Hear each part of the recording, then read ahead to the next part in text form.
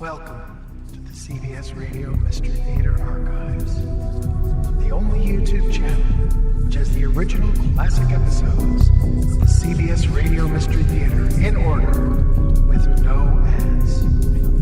Thank you for listening, and now, enjoy the show.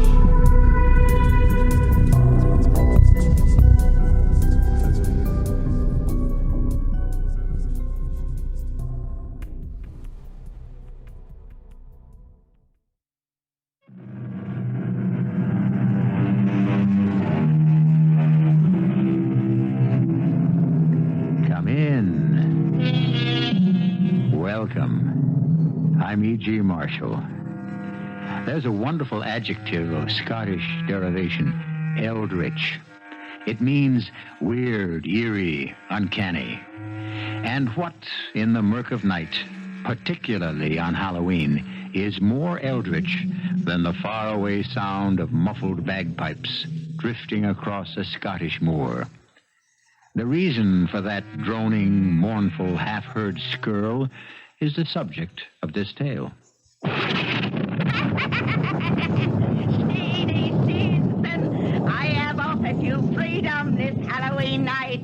Dare you risk and reach for the prize? Where must I go? First, you must answer me. Will you go? When a witch herself asks the question, what choice do I have? Yes, yes.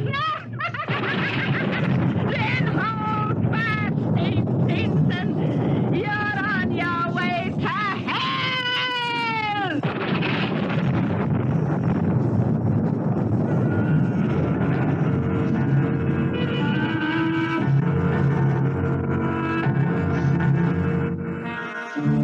Our mystery drama, It's Hell to Pay the Piper, was adapted from the Sir Walter Scott classic, especially for the Mystery Theater by Ian Martin, and stars Ian Martin. It is sponsored in part by Luden's Medicated Cough Drops and Buick Motor Division. I'll be back shortly with Act One.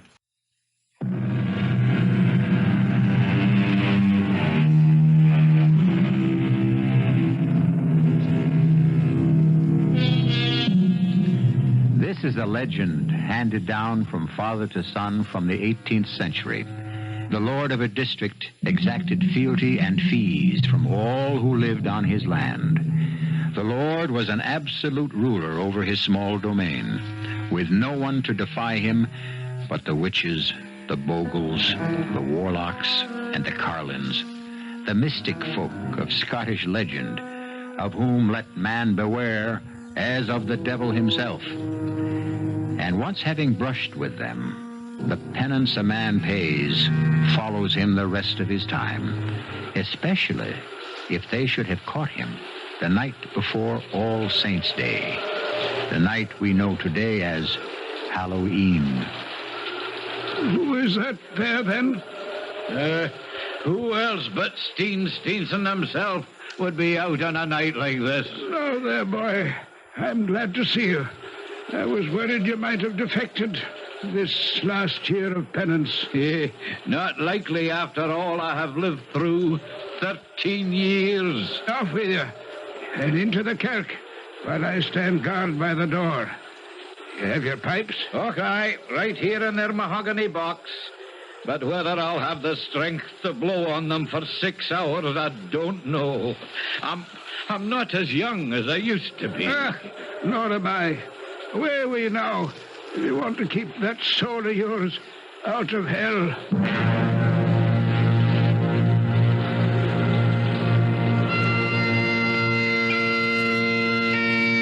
The way I found myself in the predicament that brought me to the pledge and penance came about over 13 years ago.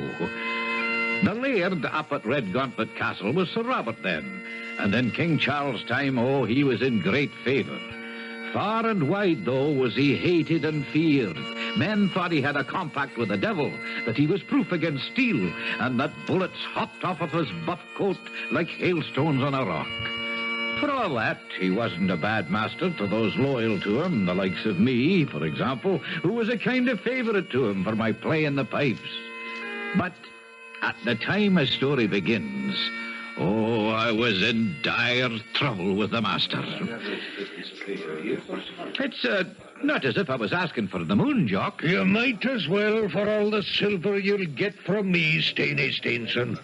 For everyone knows well enough, money burns a hole in your pocket. Hey, but it's not to spend on foolishness. It's for my rent. How much have you got? 400 merks. And how much do you need? 1,000. 1,000, is it? Do you think me daft enough to lend you 600 merks?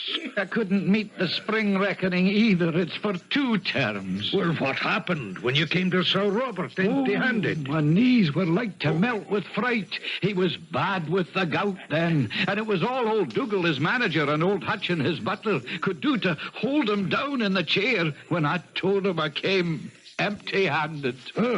You talked him out of it then? Oh, I brashed my way through, but... Then have a try at it again. And maybe he'll wait a whiles on the autumn payment.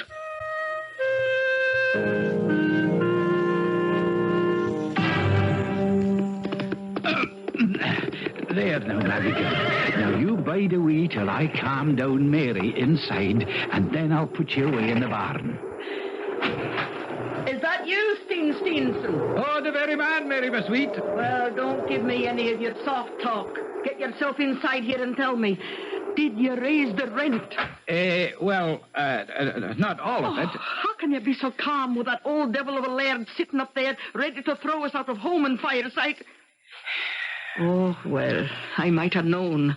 Drinking again as usual. Oh, now, Mary, I just stopped by Jock McCraw's place to see if I could borrow the money I need. And, of course, you had to go spending what you'd already borrowed. If you'd only take the pledge with the minister as I begged you to. Oh, what's that now? Well, open the door, woman, then, and see. Mr. Stevenson, God save you. And you, Steenie. Will you step in, Mr. McCallum? Only for a moment, for I bear no good tidings. Eh? How's that? Oh, himself is in a rage like I never have seen. Sure, the gout has him, and that always unsettles him. But there's something beyond that troubles my lord. It's as though some devil were gnawing away at his vitals. Or that damned little female monkey, heaven knows who sent him as a gift, has cast a spell across him. How do you mean, Mr. McCallum? Why, he dresses the evil little thing as though she were his mistress. And she's always sitting on his shoulder, chattering and whispering, as if the nonsense she makes had some meaning. Hey, but how does this affect me, Dougal? What bad tidings do you bring? Well, you can. Well, you're in arrears for 2 terms. Oh, I know. Well, I'm here to collect. I don't have it all. I'll give you what I have. How much? 400. Is that all? Well, he'd never accept the rage he's in. Steenie, I warn you, I'll be back this night by 5 at the castle. You'd better be there, too, the silver in hand, by that time. Dougal, have a heart. Don't ask me to venture out after dark. You know the witches and bogles are all gathering for Halloween at this week's end. You have more to fear from Sir Robert than any bogles or witches. If you have the money, come, no matter even if it's after dark. And so it was back to Jock McGraw's pub to make him the one offer I knew he'd be hard put to it to refuse. 10% interest is against Maggie if you don't pay back within the 12 months. Hey, that's right. Oh, she's the finest mare this side of the Tweed. I'll take your offer. 600 marks. But first, before all, we'll write out the receipt to be witnessed. And so away I trotted to Redgauntlet Castle with a full purse and a light heart, glad to be out of the laird's danger. Save that it was a wee after 5, and by the time I got there, it was to find that Sir Robert had fretted himself into a fit of the gout because I was late. Have you got the silver? Okay. Well, that's the best part. Now for the other. He's in a terrible fit of temper, so be ready for anything. And that jackanapes is sitting on his shoulder, ready to bite or scratch or stretch out her greedy little hands for whatever's in reach. Steer clear of her. I swear she's a witch disguised. There he goes, blowing on his silver whistle. Before he takes the apoplexy, let's get up to calm him down. Sir Robert sat, or I should say, lay, in a great armchair with his grand velvet gown and his feet in a cradle. His face was fired up and as ravaged as Satan's. The monkey, in a red-laced gown, sat in the chair behind him with Sir Robert's wig perched racily on its head. Pistols and his sword lay by him, but more deadly to me, the rental book. That's Stephen, is it not? Of Stevenson, called Steenie, right? That's your true man, my lord. He brings his rent, sir. Is that so, then? Here it is, your lordship. Is it all here, Steenie, man? I believe your honour will find it all right. Here, Dougal, then. Give Steenie a glass of brandy downstairs whilst I count the silver and write a receipt. As you wish, my lord. Come, sir. Oh, God, take me! The fire is on me again. Get me some cold water for my feet. Oh, Steenie, run quick. Call for Hutchin to get the water. Hey, yes, Dougal. Hutchin! What is it? The laird is having an attack. Dougal bids you bring water as fast as you can. I will. Cold water for my feet and hot wine for my throat. Oh, hush, Lord. We'll bring you what aid we can. Oh, the devil himself is tugging at my coattails. What can I do? Nothing. Go on, lad, go. Hey, but I have no receipt for my rent. Here's the bath of cold water. Oh, the foul fiend has me in his grasp. Set me free. Help me get his feet in the water. Sure, and I will. My receipt, Dougal. Don't bother us now. If it isn't enough what we have to handle, that monkey has to interfere. Quiet, you. Shall we put his feet in the water? Aye, but let's rid of this beast first. If I could just have my receipt, I could go. Don't bother us now. Away with you, and let us do what has to be done. Aye, Dougal, I suppose it were better. Put his feet in the water, Hutch. Oh, rat and damn me. I'm burning up as if I was in hell. Here we go. God in heaven, is there no relief? We're by your side, laird. We'll see you free. Never free. What's it? Never free. The dark is done, and this is the witch's time. All belong to me. Is that the monkey? Talking. What did he say? I didn't hear it. Oh.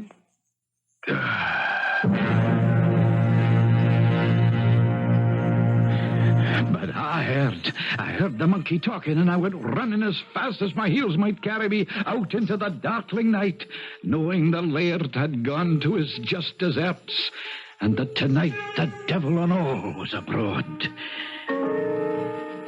I made straight for the pub. I took a bottle by myself and snugged into the darkest corner. Time passed, and I lost myself in the Scotch mist, till all of a sudden old Hutchin was beside me. The laird is gone, shivering and shaking and crying out like he was turning on the coals. Oh, God save us all. Amen. Is Dougal with him? Aye, in more ways than one. For when he offered him his cup, after he drank, he flung it away from him against poor old Dougal's head, and the weight of the pewter crushed his skull. The one's as dead as tether. Hey, but my rent. I have no receipt. Was it entered in the book? I know nothing at all, except that when I ran from the room, that ungodly monkey was bouncing up and down, gibbering and mocking, as if in sheer delight, like some damn goblin witch, I believe it to be. I've fled here to keep my sanity and to try to feel safe. But I feel in my bones we'll no one of us be safe till the week is out and the midnight bell strikes in All Saints' Day and makes us safe and sure again.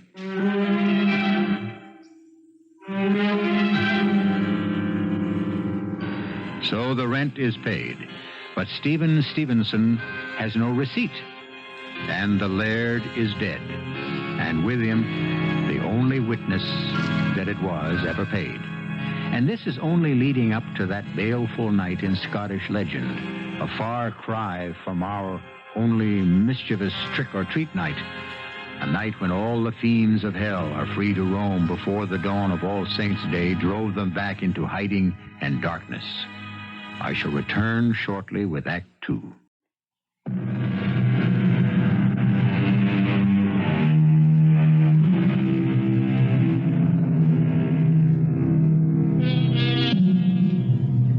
Like all good Scotsmen, a few liberal doses of the bonny barley brew made the night seem brighter. And the nearer they got to the bottom of the bottle, the farther their fears receded. For that matter, the drizzle had eased up, the wind died down, and the moon had risen. And if Steenie was just a wee unsteady on his legs as he went to the window to look out, he still had no trouble saying, "It's a bra brick. And if you say that, you're a risk. After all, Hutch, old lad, it's not Halloween as yet. Aye, that's true enough. Any witches come flying by, oh, I'll give them such a clop on their bustles, they'll go black hat over tea kettle off their brooms. That's the courage of you, Steenie, lad. I wonder who'll be taking over now Sir Robert is gone. That'll be Sir John. There's a rider away post-haste up to Edinburgh to bring him down for the funeral. Oh, aye. Is he as hard a man as his father? Well, yes and no. He's a fair man. I've got to say that for him. But he's a stickler for detail. And a man for the books. For the books. He'll not let a penny slip through his fingers. So I'd heard. That's why I'm away up to the castle with you. I don't follow you. Why, do you see, Hutchin, I've got no receipt. So I must recover the money I paid. It was right there on the table waiting for him to count out when he had his attack. You must have seen it. That I did not. We were that busy trying to handle the laird. But after, when you had him laid away, you saw it then. Ne'er a sight of it. When Dougal passed away, I left straight here for the pub, where I could have a drink. Oh, then it still must be lying on the table. So come, man, come. We have to recover it before one of the castle guard finds it and pockets it.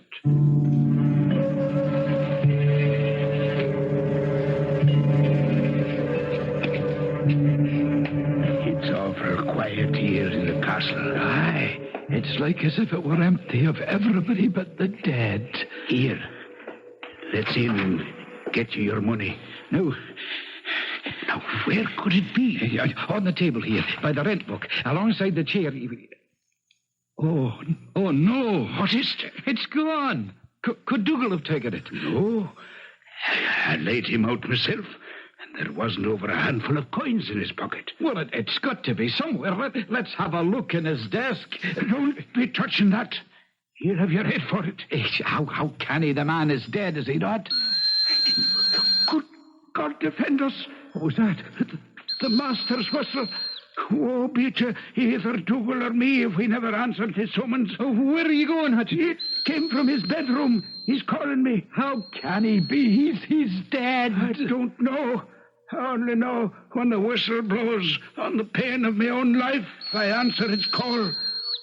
Coming right there from his bedroom, the way he did every night when he was ready for bed. Yeah, but who's blowing it? No one ever blew it but him. Dance to the whistle when he blows, lads. Dance to the whistle when he blows. Merciful heavens, You'll all dance to its tune. He'll summon you all to hell. Even you, my brave young man. Even you, he'll get in the end. awful sight, old Hutchin had fainted, and when I swallowed my own heart back from my mouth, I took to my heels like the devil himself were after me. Nor did I stop Maggie at the full canter till I reached my own home. Oh, you're daft, Steen. Or what's worse, drunk. I tell you, I saw what I saw. When we opened the door, there were torches enough to light the whole room. And there lay the laird in his coffin, stiff as the corpse he was, while sitting on his chest, cross-legged, in a black pointy hat, with her long nose threatening her chin, all wrinkled and withered, with fire spouting out of her mouth, and great long crooked fingers pointing a spell at me, was a witch. You can ask old Hutchin if you want. I thought you said he fainted. When he comes to, then. He was as drunk as you. Probably what the both of you saw was that ugly monkey of Sir Robert. Ah, no, the monkey's gone, disappeared. So she came back. It's all a fancy you've taken. You weren't there to see, woman. And more than that, if it was fancy, who blew the whistle, eh? Who was blowing on the laird's whistle but himself? You ask me, I think the whiskey was ringing in your ears. But that's enough of your excuses. What I want to know is, was the rent paid? Aye, it was paid the first time. Then where's the receipt? Well, I have no receipt. The laird died before he could count the money and write me one. No receipt? Oh, merciful God in heaven. What's to become of us when the new laird takes over? He'll surely take my word for it. Won't he? And if he doesn't?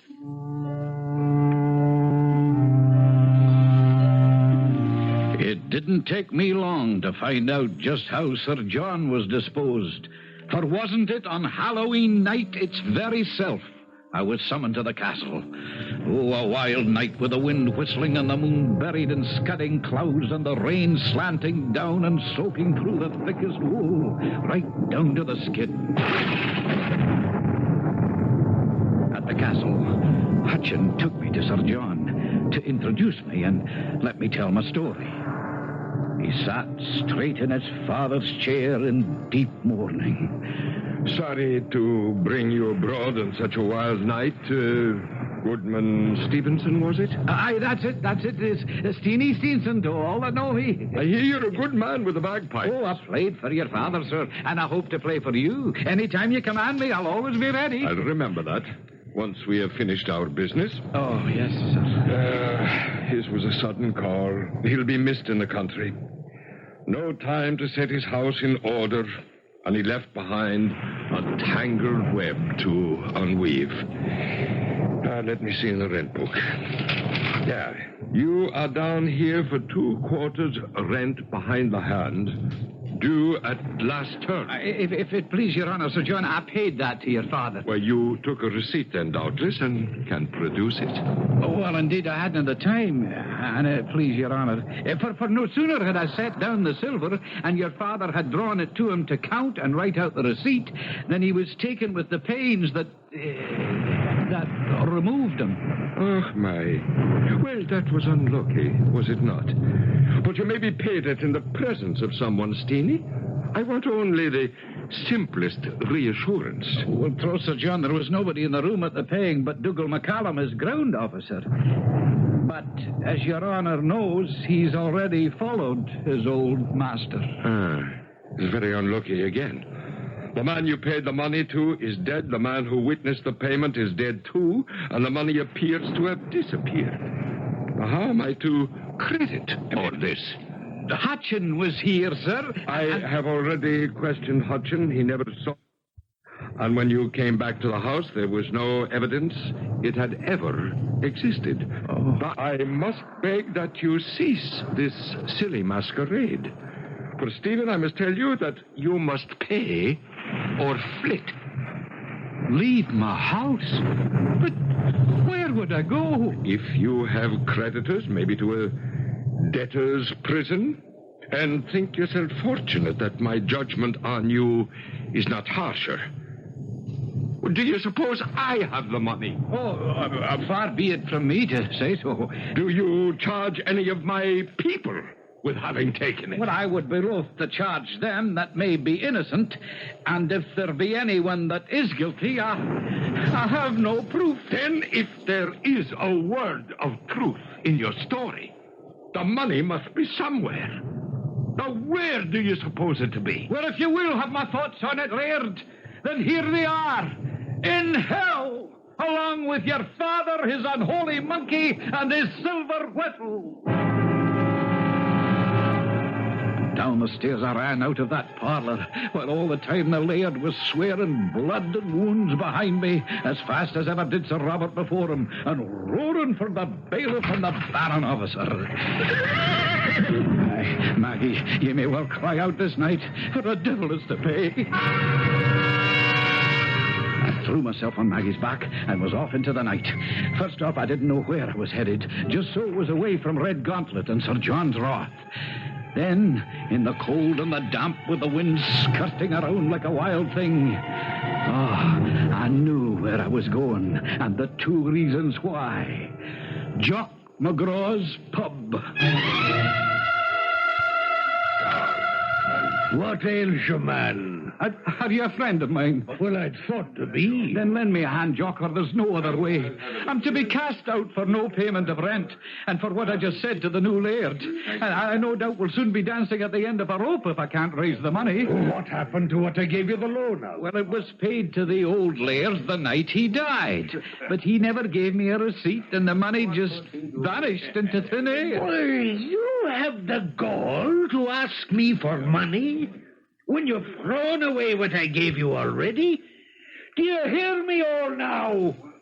Here sits Steinson, false friend, thief, beggar, and bankrupt.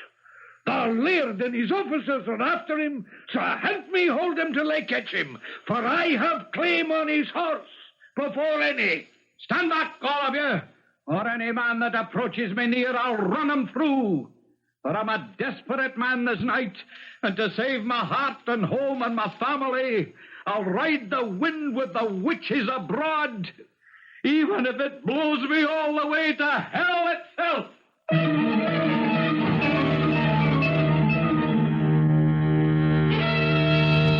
Poor Steenie, back against the wall, condemned by circumstance to the shameful name of thief and beggar.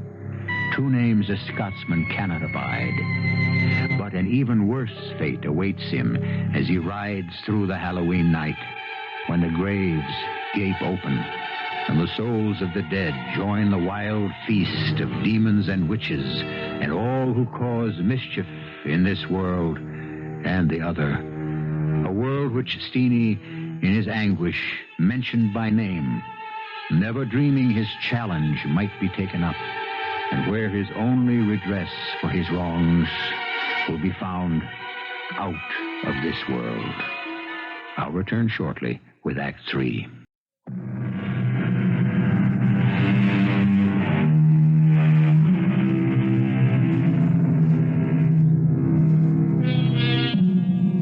For a long while, Steenie Steenson hurtled pell-mell through the murky, wind-swept night, caring little for his safety or where he was heading. For what he took worst was the realization that his whole world would now regard him as a cheat and thief. And he took the loss of his good name as worse than all else.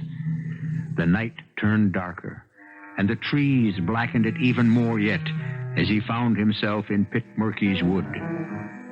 Suddenly, his exhausted horse, Maggie, was galvanized into action, springing and leaping in full flight like a 2-year-old, and snorting and whickering in fear. For behind him, dipping and swaying among the tree branches, rode a hag on a broomstick, fast coming up on him, no matter that Maggie was running full out in frantic terror. What's your hurry, Steenie? Whom do you flee? I'm shutting my eyes. You're not there. You're not there at all. Oh, I'm here, all right. seen since, and if I weren't, you'd have no hope at all. I have none now. When all you need is money.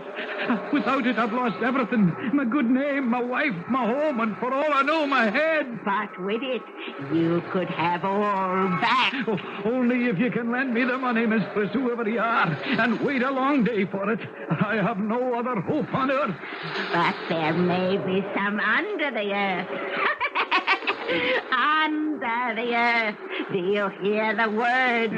I hear, but I don't understand. Steenie, would you dare great things? Well, what things? Your old laird is distressed in his grave by your curses and the wailing of your family and your friends. But I tell you true, if you dare venture to go see him, he'll give you the receipt. Well, how could you know that? Open your eyes, Steenie. Look well on me. Oh, Lord. Lord, help me. It's Sir Robert's monkey. I am as you want to see me. But now, I have offered you freedom this Halloween night. Dare you risk and reach for the prize? Where must I go? First, you must answer me.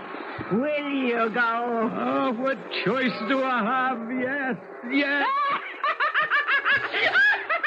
Oh, then hold fast.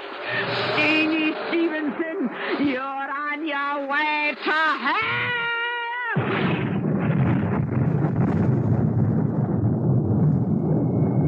It was a belt of thunder like the crack of doom. And away I went into the blackness, sucked down like the quicksands of the Sorel. When I came to, that loathsome creature, now in the form of a witch again, was urging me forward to the door of Red Gauntlet Castle. How we came there, I knew not. But this couldn't be. This is Red Gauntlet. It is in truth. Does it seem that way to you? And if it is not from today, but yesterday. Knock on the door and find out. Find out.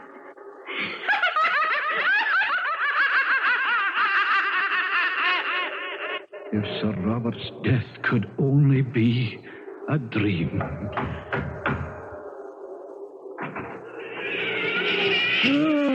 Piper, Steenie, are you here? Sir Robert has been crying for you, roaring, fit to burst himself. Dougal McCallum, is that you? I thought you were dead. Dinna concern yourself with me, lad. Don't you trouble your head about any but your own self. See, you take nothing from anybody here, neither meat nor drink nor silver, except just the receipt, which is your own. Come.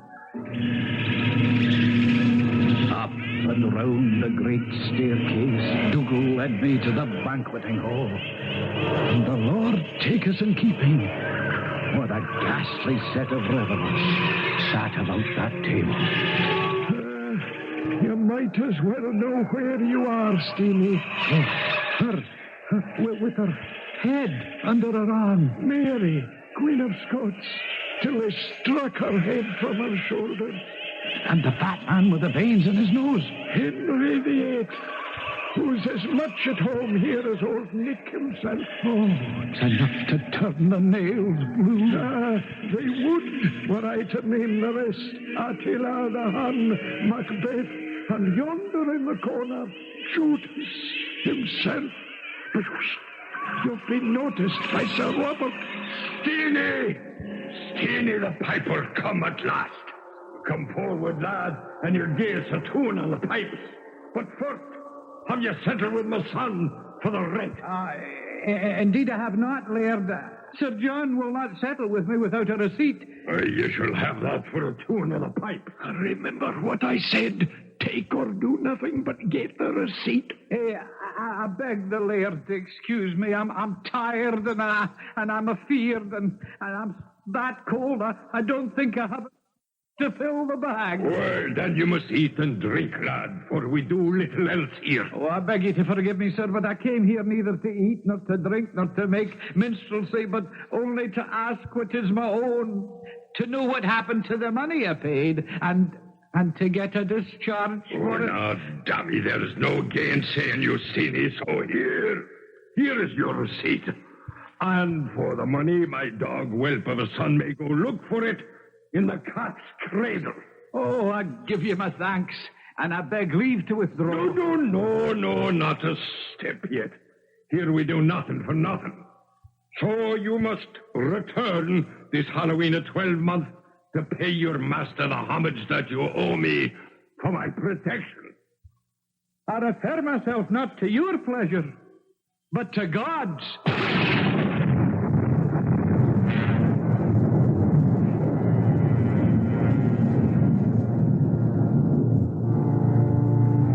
When I came to myself, I was lying in the old red gauntlet churchyard with a scutcheon of Sir Robert hanging over my head and old Maggie feeding quietly by the minister's 2 cows. I would have thought the night was nothing but a dream, save that clutched in my hand was Sir Robert's receipt, fairly written in his hand. Sore troubled in my mind, I rode to the castle, and after great trouble, I got audience with Sir John. Well, have you brought me my rent? I have not, but I have brought your father Sir Robert's receipt for it. His receipt? You told me he had not given you one. Would your honor just see if the signature is correct? Well, it is hand all right. But what is this date? The 31st of October from my appointed place this year. But this was yesterday. Oh, you villain, you must have gone to hell for this. Whether he be in heaven or hell, I know not, but I got this from your father this Halloween night. Damn your impudent hide. I shall reveal you for a warlock to the Privy Council and send you to your master, the devil, with the help of a tar barrel and a torch. Oh, no, I intend to reveal myself to the minister and tell him all I have seen last night. For he's fitter to judge than a simple man like me. By the way, Steen, let's consider all. Now, if this story be true, where should we find this cat's cradle you mentioned? Oh, we'd best ask Hutchin, the butler, sir. He knows all the odd corners better than any man. And so it proved. For Hutchin remembered an old ruinous turret, long disused next to the clock house, accessible only by ladder, for the opening was on the outside far above the battlements. And that once it had borne the name of Cat's Cradle. Hand me my pistol belt, Hudson, and help me buckle it on. Oh, it's fair dangerous to think of climbing up there and in the wind. If it is to right or wrong, it is my duty.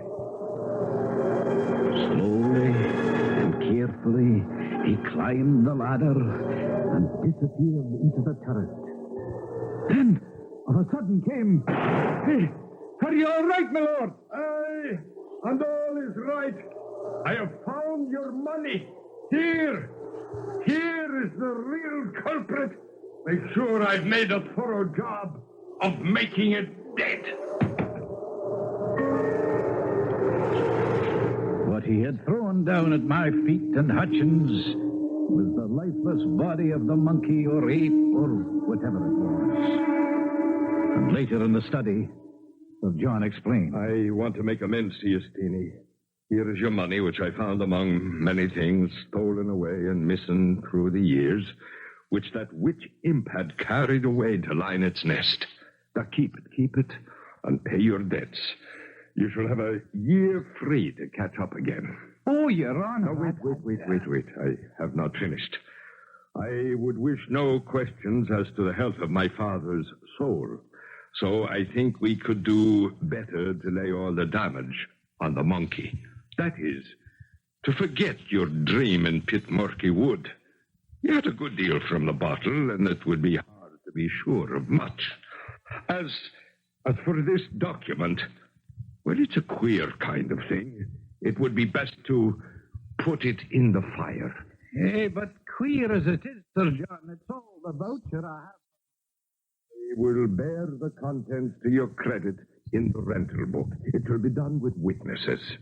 I would wish to speak with the minister on the subject, for I like not the sort of summons of appointment your honour's father... Do not call that phantom my father. Well, then, the thing that looked so like him. You see, he spoke of coming back in a 12-month, and I had the notion that if I was called and had no way to refuse, it might be forever. Very well. If you are so distressed in mind, speak to the minister. The minister had a solution, all right. One was that I had to take the pledge and give up the bonny due for all these 13 years. And the other was that every Halloween, for 13 years, from 6 till the witching hour was past, I would play my serenade on the bagpipes, but safe within the hallowed walls of the church. And tonight is the last night.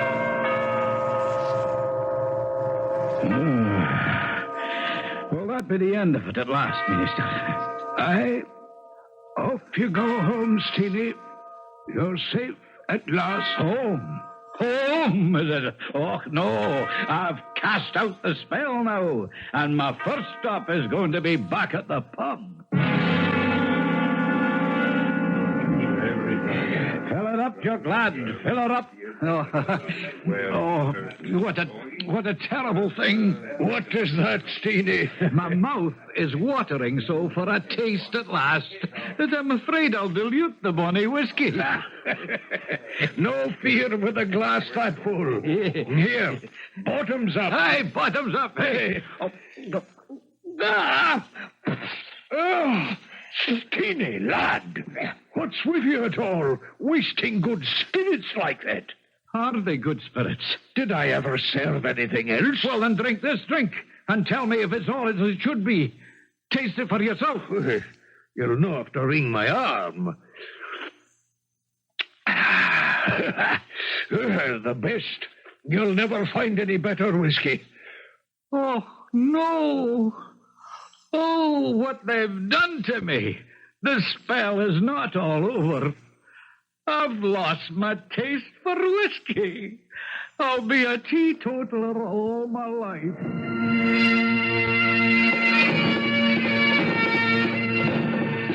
Poor Steenie.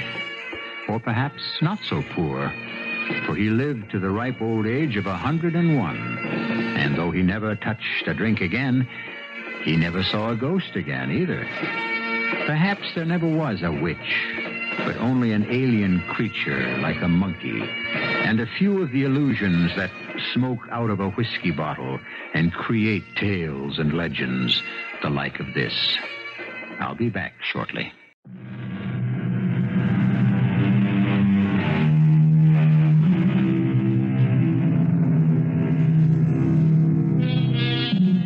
Halloween seems to be falling out of favor.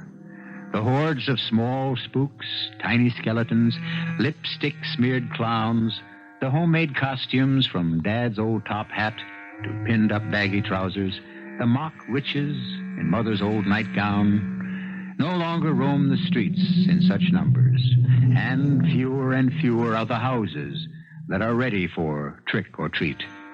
A little sad for the children, but don't you grown-ups be too foolhardy. Best not to venture abroad that night, for the real ghouls and ghosties die hard, in America as well as Scotland. Our cast included Ian Martin, Arnold Moss, Bryna Raeburn, Court Benson, and Guy Sorel. The entire production was under the direction of Hyman Brown. And now, a preview of our next tale. Corey, if you walk out of here and don't tell me why... Look, Inga, order some lunch. Have the roast beef, darling. It's good here. And I'll call you. If you go now, I don't want you ever to call me. Corey!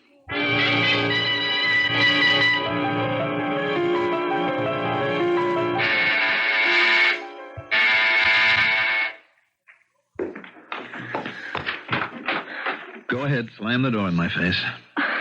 I really should do exactly that. And I wouldn't blame you. On the other hand, if you let me in, I'll tell you the whole story. I wanted to tell you the whole thing before, but I couldn't. That was part of the deal. I had to get Ray's approval. So I went to him this afternoon, and he okayed it. Well, how nice of Ray. He even liked the idea of your knowing. I'm his slave, Inga. Radio Mystery Theater was sponsored in part by Buick Motor Division and Luden's Medicated Cough Drops. This is E.G. Marshall inviting you to return to our Mystery Theater for another adventure in the macabre. Until next time, pleasant dreams.